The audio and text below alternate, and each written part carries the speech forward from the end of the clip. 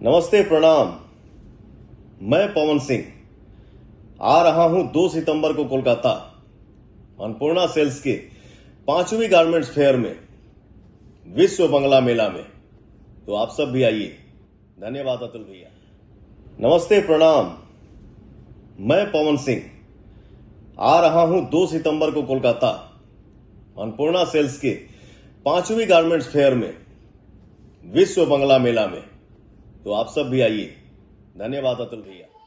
आ रहे हैं power star Pawan Singh फिर से गर्दा मचाने। वैसा कि आपने वीडियो में देखा है कि पावर स्टार पवन सिंह 2 तारीख को देखा जाए तो कोलकाता शो में जा रहे हैं गर्दा मचाने। उसके बाद पावर स्टार पवन सिंह का एक और भी देखा जाए तो सोशल मीडिया पर उनका एक फोटो बहुत तेजी के साथ वायरल चल रहा है। खेसारी लाल यादव के मैनेजर की अगर बात की जाए तो देखा जाए तो राजीव शर्मा भी इस बार पावर स्टार पवन सिंह के शरण में आ चुके हैं और खेसारी लाल यादव को छोड़ चुके हैं। तो बेशक क्या पावर स्टार पवन सिंह इनको अपनी टीम में रखेंगे कि नहीं रखेंगे, जितने भी फैंस हैं वो कमेंट करके 100% बताइए कि वाकई में इनको रखना चाहिए कि नहीं रखना चाहिए। आप लोग के ऊपर